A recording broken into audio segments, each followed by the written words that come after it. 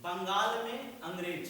आज हम ज्ञान सागर के इस सेशन में यह जानेंगे कि इतिहास में घटित बंगाल में स्वतंत्र राज्य की स्थापना किस प्रकार हुई तथा बंगाल में अंग्रेज किस प्रकार आए। बात ऐसा है कि उस समय पर बंगाल में जो बंगाल राज्य है भारत का, उस समय मुगलों के अधीन था। उस पर मुगल सम्राट फर्रुखसियर का शासन था। उस समय तक मुगल सम्राट फर्रुखसियर के शासन तक भारत में जो मुगलों का जो व्यवस्था था वो कमजोर हो चुका था। मुगल के अधीन जितने भी राज्य थे वे धीरे धीरे करके विद्रोह करके स्वतंत्र हो रहे थे। मुगल सम्राट फर्रुखसियर ने अपने एक दरबारी मुर्शिद कुली खां को बंगाल का दीवान बनाकर बंगाल का दीवान बनाकर बंगाल भेजा। बाद में 1730 ईस्वी में मुर्शिद कुली खां ने बंगाल को मुगलों से स्वतंत्र कराकर या विद्रोह करके या मुगल सम्राट फर्रुखसियर से यह कहवाकर कि हम आपको टैक्स देंगे, कर देंगे, आप हमको बंगाल सौंप दीजिए। चाहकर भी मुगल सम्राट फर्रुखसियर मुर्शिद कुली खां का विरोध नहीं कर सकते थे, क्योंकि उस समय भारत के जितने भी बड़े राज्य थे उन सबों में बंगाल एक बहुत बड़ा राज्य था और एक बहुत धनी संपन्न राज्य था। मुर्शिद कुली खां, इसका एक कारण यह भी था कि उस समय तक मुगल बहुत कमजोर हो चुके थे, उसका मुर्शिद कुली खां का विरोध नहीं कर पाएंगे। फर्रुखसियर ने यह सोचा और अपने टैक्स देने की बात कहकर यानी कर लेने की बात कहकर उसने बंगाल को स्वतंत्र घोषित कर दिया और उस पर मुर्शिद कुली खां ने बंगाल पर एक स्वतंत्र राज्य की स्थापना की। मुर्शिद कुली खां ने बंगाल की राजधानी ढाका से हटाकर मकसूदाबाद लाया, जिसे हम मुर्शिदाबाद के नाम से जानते हैं। इसने ही यानी मुर्शिद कुली खां ने ही ठेका प्रणाली की शुरुआत की।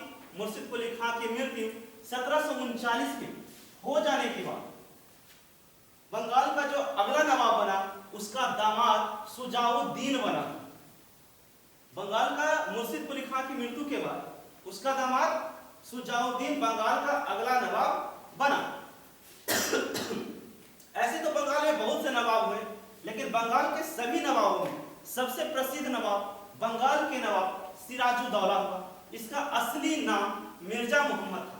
सिराजुद्दौला बंगाल से अंग्रेजों को भगाना चाहता था। सिराजुद्दौला और अंग्रेजों के युद्ध की कहानी की शुरुआत यानी संघर्ष की शुरुआत 20 जून 1756 ईस्वी में बंगाल में स्थित फोर्ट विलियम किले को अंग्रेज किलेबंदी करना चाहते थे, यानी उस किले पर अपने सैनिक बिठाना चाहते थे। इस घटना से बंगाल के नवाब सिराजुद्दौला क्रोधित हो गए, क्योंकि जो अंग्रेज कर रहे थे फोर्ट विलियम किले की किलेबंदी कर रहे थे।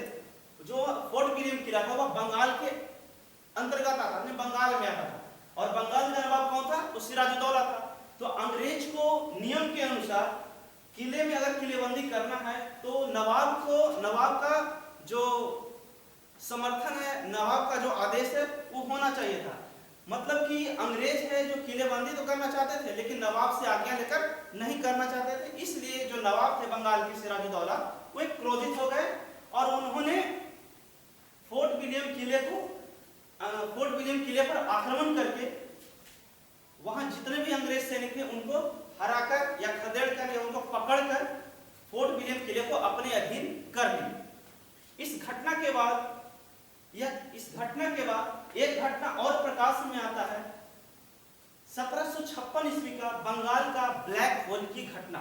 इस घटना के अनुसार बंगाल के नवाब सिराजुद्दौला ने 146 अंग्रेज अधिकारियों को पकड़कर एक छोटी सी कमरे में बंद कर दिया, जिसमें दम घुटने के कारण बहुत से अंग्रेज अधिकारी की मृत्यु हो गई। इसी घटना से दुखी होकर अंग्रेजों ने 1757 ईस्वी में प्लासी का युद्ध करने का निर्णय किया, लेकिन अंग्रेज यह जानते थे कि बंगाल के नवाब सिराजुद्दौला को युद्ध में हराना इतना आसान नहीं है, क्योंकि बंगाल के नवाब के पास बहुत ज्यादा धन था, बहुत ज्यादा 50,000 की सेना थी। इसलिए अंग्रेजों ने एक षड्यंत्र रचा और बंगाल के नवाब सिराजुद्दौला कि जो सेनापति थे मीर जाफर, जो लालची व्यक्ति था, मीर जाफर यह चाहता था कि वह किसी तरह बंगाल का नवाब बने। इसी क्रम में अंग्रेज अधिकारी बंगाल के जो सेनापति थे मीर जाफर, उनसे मिला और अंग्रेजों ने कहा कि बंगाल के नवाब सिराजुद्दौला को अगर हम युद्ध में हरा देते हैं आपके समर्थन से, तो हम बंगाल के नवाब सिराजुद्दौला के बाद हम आपको बंगाल का नवाब बनाएंगे। बंगाल का जो सेनापति थे मीर जाफर, वो लालच में आ गए और उन्होंने अंग्रेजों का साथ देने के लिए बात कही। इस प्रकार 1757 ईस्वी का प्लासी का युद्ध शुरू हुआ। 1757 के प्लासी के युद्ध में जब शुरू हुआ तो जो मीर जाफर थे सेनापति बंगाल के, उन्होंने अपने सैनिकों को यह आदेश दिया कि अंग्रेजों से युद्ध न करें। तो अंग्रेजों से युद्ध न, जब सेनापति ही युद्ध करने से मना कर दे तो सैनिक क्या युद्ध करेंगे। तो इस प्रकार जितने भी सैनिक थे उन्होंने अंग्रेजों के खिलाफ हथियार नहीं उठाए। लेकिन इसी युद्ध में बंगाल के नवाब सिराजुद्दौला के दो वफादार सूबेदार थे, एक थे मीर मदान और एक थे मोहनलाल। इस युद्ध में अंग्रेजों का युद्ध में डटकर मुकाबला किया और युद्ध में मीर मदान और मोहनलाल युद्ध करते हुए युद्ध स्थल पर मारे गए।